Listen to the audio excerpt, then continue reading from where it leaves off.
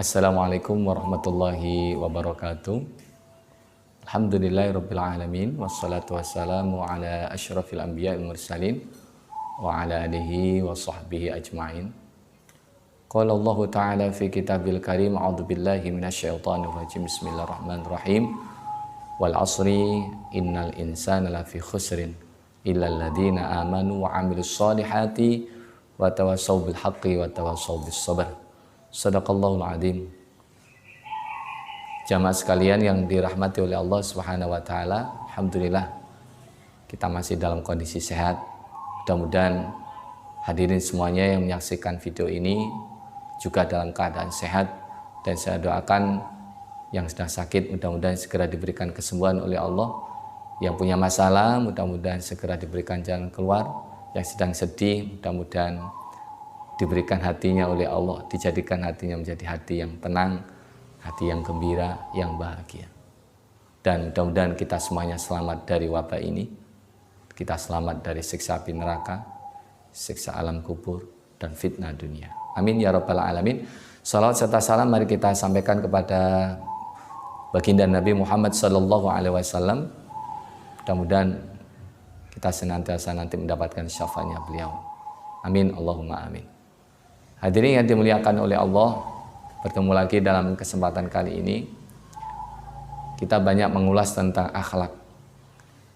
Saya jadi teringat ketika di pesantren dulu ada sebuah kitab Bulughul Maram ini. Kami ada bab terakhir yaitu babul jami'. Di Gontor kami diwajibkan untuk menghafal. Kitab yang dikarang oleh Al-Hafidz Ibnu Hajar Al-Asqalani. Mari kita sama-sama mengirim doa kepada mereka, mu'alliful kitab, dan juga guru-guru kita yang telah ikhlas mengajari ilmunya pada kita semuanya. Guru kita di pesantren, guru kita di sekolahan. Mudah-mudahan mereka semuanya benar-benar kalau sudah meninggal, mudah-mudahan diampuni segala dosanya dan dijadikanlah amalan yang mereka ajarkan pada kita menjadi amalan jariah, ilmun yuntanfa'un bi. Dan kalau seandainya yang masih hidup, mudah-mudahan diberikan keberkahan dalam umurnya. Amin Allahumma amin. Al-Fatihah. A'udzubillahi minasyaitonir rajim. Bismillahirrahmanirrahim. Alhamdulillahirabbil alamin arrahmanir rahim maliki yaumiddin. Iyyaka na'budu wa iyyaka nasta'in ihdinas siratal mustaqim siratal ladzina an'amta 'alaihim ghairil maghdubi 'alaihim waladdallin. Amin. Ya rabbal alamin. Di bab jami' ini ada hadis yang pertama, dan saya masih teringat sekali kita disuruh menghafal maju satu-satu.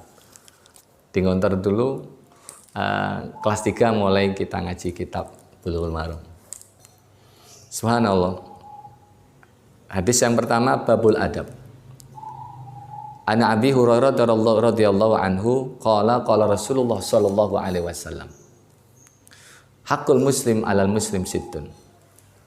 Hak orang Islam satu dengan orang Islam yang lain itu ada 6. Ini yang akan kita kaji secara ringkas, sederhana, biar tidak terlalu panjang karena durasi kita yang membatasi. Ada 6 ini karena memang dalam ajaran Islam itu sendiri sesuai dengan namanya, Islam itu adalah salam, damai. Islam itu adalah tentram. Islam itu adalah nyaman, selamat. Maka orang Islam itu kalau seandainya tidak menciptakan kedamaian, maka bukan Islam yang salah, tapi personal dari orangnya itu sendiri yang harus dikoreksi. Ibarat ketika kita mencicipi sebuah makanan, atau mungkin taruhlah di situ ada gula. Semua orang akan mengatakan gula itu rasanya manis. Tapi ternyata ketika kita mencicipi gula tersebut ternyata rasanya pahit. Siapa yang disalahkan? Gulanya kah? Atau yang merasakan? Tentu orang akan mengatakan lidah kita, perasa kita yang lagi error. Begitu juga dengan agama kita, agama Islam ini. Dimanapun berada, kalau di situ ada orang Islam, iman, insya Allah amilus solihat, insya Allah aman. Maka hak orang Islam satu dengan Islam yang lain ini, mari kita lihat satu persatu secara ringkas. Yang pertama, idza laqitahu fasallim alaihi. Jikalau bertemu, maka ucapkanlah salam. Subhanallah. Dari awal kita akan melihat bahwa ajaran Islam itu kita disuruh menebar salam. Assalamualaikum warahmatullahi wabarakatuh. Setidaknya ini ada 3 doa. Ini salam yang lengkap. Terkadang kita tidak lengkap. Assalamualaikum, cukup seperti itu. Daripada tidak, kalau bisa lengkap, panjang, kita minta pada Allah, kita doakan saudara kita. Satu, kita doakan biar saudara kita mendapatkan keselamatan. 2, warahmatullahi, kita doakan saudara kita mendapatkan rahmat dari Allah. 3, kita doakan saudara kita juga mendapatkan barokah dari Allah. 3 ini kita berikan pada saudara kita. Lantas saudara kita juga mendoakan kita, menjawab Waalaikumsalam warahmatullahi wabarakatuh. Subhanallah, ini tatanan yang luar biasa, penuh dengan cinta, saling mendoakan. Walaupun di situ nanti ada etika tersendiri bagaimana tentang salam itu sendiri.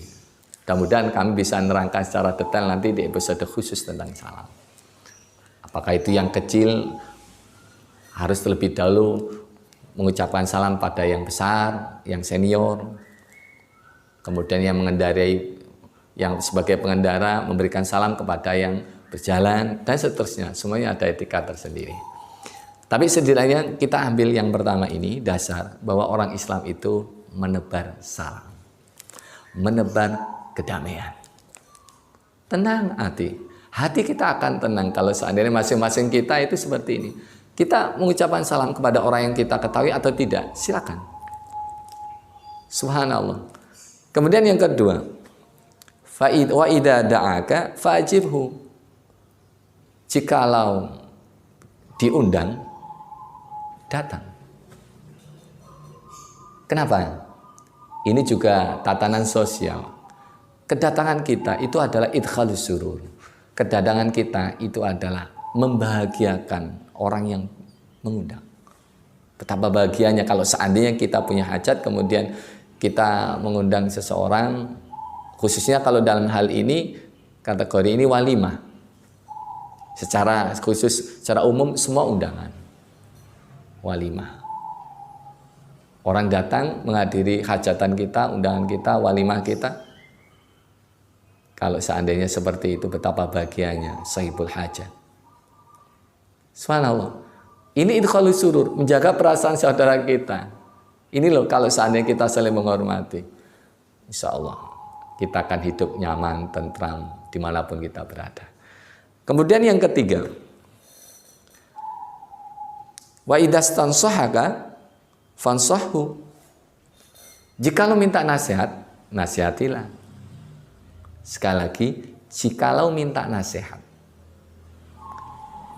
Kenapa? Karena kalau ada orang minta nasihat, otomatis yang bersangkutan itu sudah mau mendengar, sudah memasang telinga, ingin mendengarkan nasihat. Berbeda dengan mereka yang nggak minta nasihat, tiba-tiba kita datangin, kita kasih dalil. Bisa jadi mereka nggak akan menerima, bisa jadi malah marah.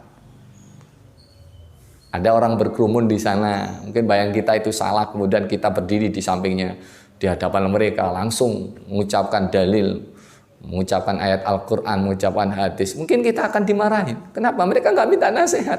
Berbeda dengan mereka yang minta nasihat. Kalau ada datang tiba-tiba datang ke tempat kita, atau mungkin ada yang curhat, kita dengarkan. Kemudian apa keluh kesahnya. Kemudian kita nasihati kalau memang itu perlu dinasihati. Subhanallah, kalau dibantu, perlu dibantu, kita bantu. Ini semuanya adalah tatanan untuk membuat kita hidupnya nyaman, saling bersosial, sosial yang baik dalam masyarakat. Kemudian wa idza atasa fahamidallahu fashamidhu. Ini yang keempat. Jikalau ada saudara kita sedang bersin, kemudian yang bersangkutan tersebut memuji Allah, alhamdulillah, maka kita yang mendengarkan, kita mendoakan juga. Apa doanya? Yarhamukallah. Subhanallah. Melihat orang lain senang, kita ikut senang. Coba bayangin, orang nggak bisa bersin, rasanya seperti apa? Kebalikan, orang yang bisa bersin, lega. Akhirnya apa? Alhamdulillah. Nah, kita melihat saudara kita mendapatkan kenikmatan, kita ikut mendoakan, yarhamukallah, mudah-mudahan Allah memberikan kasih sayang padamu. Ikut senang. Bukan kebalikan. Ada saudara kita mendapat nikmat, kita susah. Ada saudara kita mendapat azab, kita senang. Na'udzubillah, summa na'udzubillah. Subhanallah. Kemudian yang kelima, wa idza marido fa'udhu. Jikalau sakit, kita jenguk. Menjenguk saudara kita itu merupakan sebuah penghibur tersendiri, motivasi tersendiri. Orang sakit kalau diberi motivasi, tentunya yang positif, akan muncul sebuah semangat untuk bisa sembuh. Berapa banyak mereka-mereka yang sakit, kemudian karena berusaha untuk sembuh, membahagiakan dirinya, akhirnya kesembuhannya datang cepat. Berbeda dengan mereka yang nesu, yang tidak ada motivasi, lama untuk mendapatkan kesembuhan. Maka betul, kalau mungkin kita pernah mendengar sebuah ungkapan dari Ibnu Sina, al-wahmu nisfudda. Kegelisahan, kegundahan, kegalauan itu adalah separuh dari penyakit. Wal itminan nisfud dawa. Ketenangan, semangat, kebahagiaan itu adalah separuh dari obat. Wasabru nisfus syifa. Kesabaran itu adalah separuh dari kesembuhan. Subhanallah, kedatangan kita pada teman kita yang sedang sakit itu adalah hiburan. Kemudian ditambah lagi dengan kita bantu. Kita bantu secara spiritual, kita bantu secara materi. Betapa bahagianya saudara kita itu. Betapa semangatnya nanti. Dengan sakit, akhirnya insya Allah segera diberikan kesembuhan. Kemudian yang terakhir, waida mata fatbahu. Penghormatan tidak cukup masih dalam kondisi masih hidup, meninggal pun kita bantu. Jikalau ada saudara kita yang meninggal, kita takziah. Ini yang membuat subhanallah hubungan antara sesama kita menjadi hubungan yang harmonis.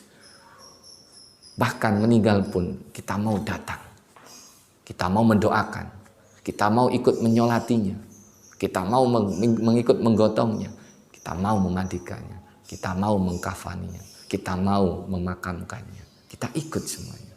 Makanya Rasulullah memberikan kabar gembira mereka-mereka yang mau bertakziah. Barang siapa yang mau ikut sholat jenazah, maka dia akan mendapatkan qiratun. Qiratun adalah emas sebesar gunung Uhud. Kemudian barang siapa mengikut sampai ke makam, memakamkan, qiratun, satu gunung Uhud emas. Dapat lagi. Subhanallah. Betapa ini kita lihat antara orang Islam satu dengan yang lain. Kalau benar-benar menjalankan 6 ini, insya Allah kehidupannya akan menjadi harmonis. Kita akan bertemu, mengucapkan salam, kemudian ada hajat, kita datang menghadiri undangannya. Ketika minta nasihat, kita nasihati agar kegelisahannya berubah menjadi sebuah ketenangan. Kemudian ketika saudara kita mendapatkan nikmat berupa bersin, bisa bersin, alhamdulillah kita ucapkan yarhamukallah. Ketika saudara kita sedang sakit, kita jenguk. Dan yang terakhir, ketika saudara kita meninggal, kita datang, kita berikan penghormatan terakhir, kita doakan mereka, mudah-mudahan dosanya diampuni oleh Allah. Hadirin yang dimuliakan oleh Allah, ini sekelumit untaian nasihat di bulan Ramadan ini. Walaupun sederhana, singkat, mudah-mudahan membawa manfaat barokah buat kita semuanya. Mohon maaf atas segala kekurangan. Kalau seandainya ini dirasa baik, silakan di-share, jangan lupa subscribe biar tambah barokah. Dan sekali lagi mari kita senantiasa berdoa, mudah-mudahan kita senantiasa diberikan keselamatan oleh Allah. Subhanakallahumma bihamdik, asyhadu an la ilaha illa anta, astaghfiruka wa atubu ilaik. Assalamualaikum warahmatullahi wabarakatuh.